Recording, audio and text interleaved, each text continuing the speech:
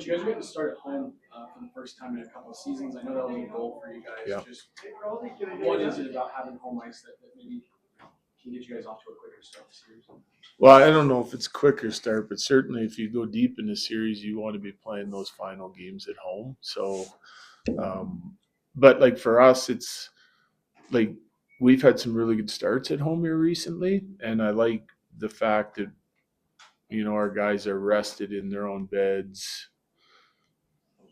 It helps you play with as much energy as you possibly can, and it's something that I think is a key for us in the series is use our skating to our advantage and use the pace of our game to our advantage, and however we can manage that energy to be able to do that, I think starting at home helps. Go Tracy, then Peter.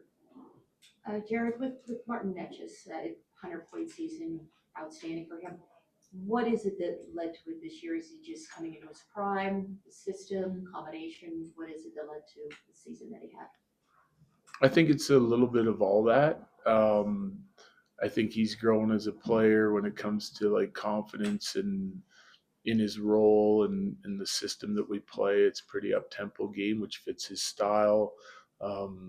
It's possession based. I think that all helps him because he's a really good transporter of the puck through the neutral zone. He likes to skate within no zone play. That along with like being on a line with McKinnon always helps.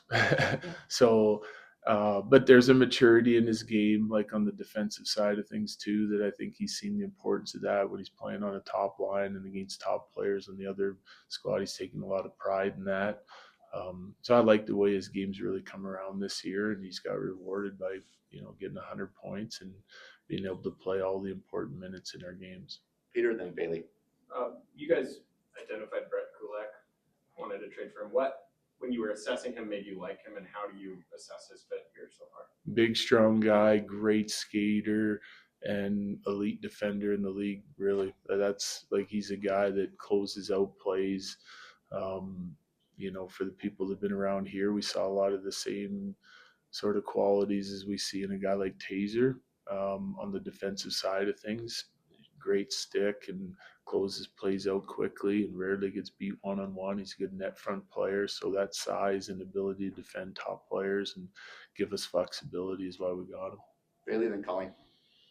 Josh Manson missed the last couple games of the regular season. You said you expect him to be ready for this series.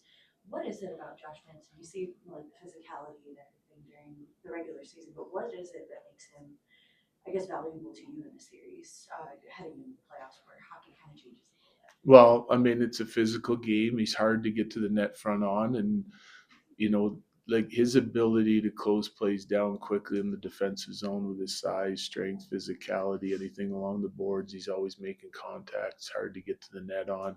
Like spending as little time in your D zone is always sort of your starting point in order to be able to go play offense, and then he chips in on that side of it as well. But it's his ability to close plays down in the defensive zone and make it hard at the net and being hard to play against that I consider like his starting point in his game, and then whatever he can contribute after that is just a bonus. Colleen. Coach, I know it was asked yesterday, but who's starting in net? It's Wedgwood. Evan.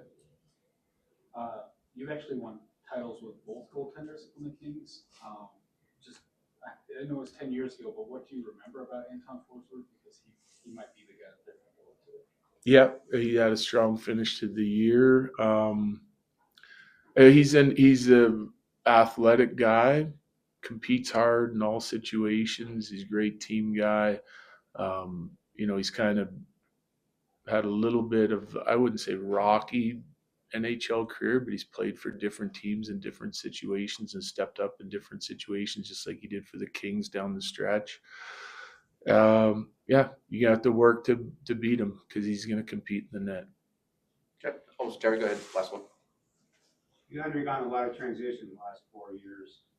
That's the way of the league now, obviously, but also how different is this team than the one 4 years?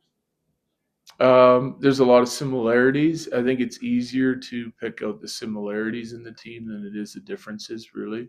From mindset day one of training camp, I see a lot of similarities there. The focus and the ability to stay consistent in your game and grow your game throughout the course of the year, I feel like that's very similar. The depth of this roster is very similar. Obviously, different personnel. The squad's deployed, I would say, in a similar way. It's built the same way with good depth, both up front, back in, and in goal. So the differences are a little bit harder to pick out, but there's a lot of similar qualities to this team as there was in 2022.